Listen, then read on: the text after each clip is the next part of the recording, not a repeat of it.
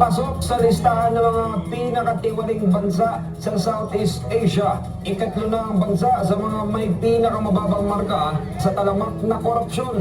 Mula sa flood control projects hanggang sa issue ng maletang pera. Malalim na ang problema ng korupsyon na sumasakal sa ekonomiya ng Pilipinas. Inilagay ang bansa sa ikatlong pwesto sa hanay ng mga sinasabing pinakatiwaling bansa sa rehiyon.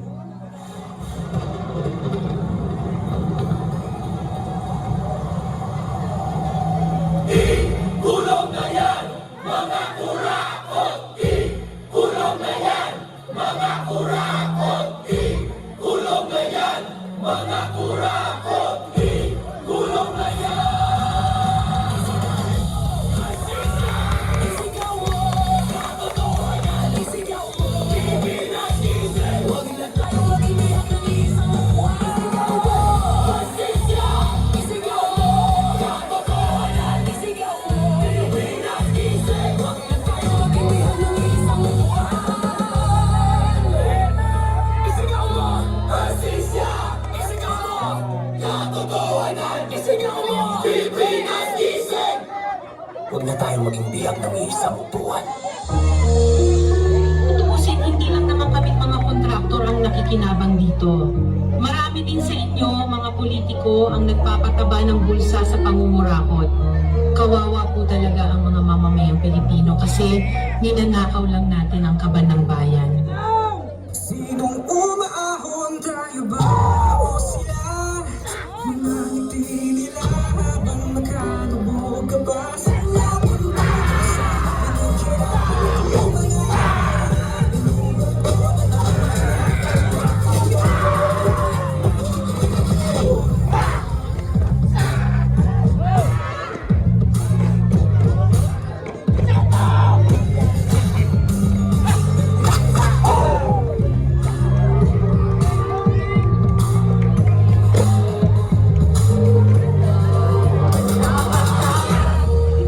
Ang totoo, may hati-hati yan mula sa pinakamataas hanggang sa mga nasa gilid lang ng sistema.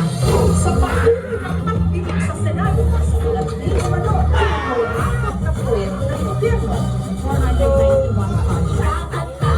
Tama ba din natin ginagawa? Paulit-ulit na lang ito ang panisimula. Simula, bakit wala natatapos sa kasabali? Lagi ikot na stress ng sapatos. Ilang beses na nga ako, ilang beses na ba ako? Pati natin subukan at tulungan at kumako. Kumakain sa bigat na matagal na natin pasama pa rin sa isa.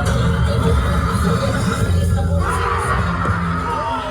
Piliin ang tamang nakatata na pangalan sa palungaw na tayo magpautora sa ating kapangyarihan. Hindi mo itigil ang pagsisi sa simula na sa pwesto. Hindi ka na kailangan ng pagsisigil sa nakakagyan pa nga. Hindi tayo kumbinsido, wag na natin natanda. Huwag ninyong ipakita sa publiko na malinis kayo dahil sa bawat proyekto may kapalit na porsyento para sa inyong mga opisina. Tingnan ninyo rin ang mga pangalan na nakaupo ngayon at lalo na sa mismong mga nagpapalakad ng gobyerno.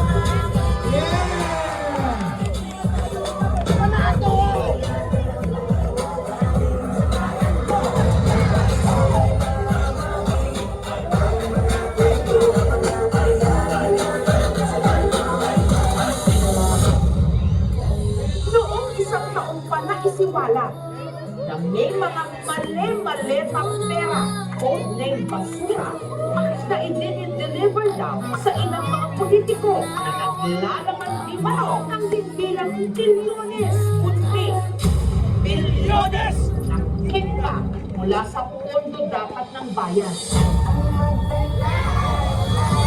Nakakapagod ng maging mahirap.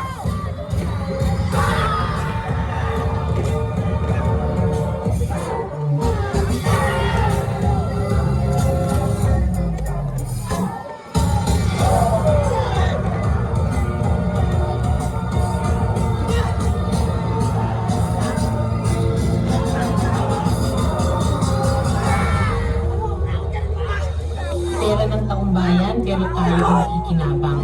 Hindi ba tayo nahiya? Ang mga mahihirap mas lalong naghihirap. Kaya tama na ang pangungurakot natin.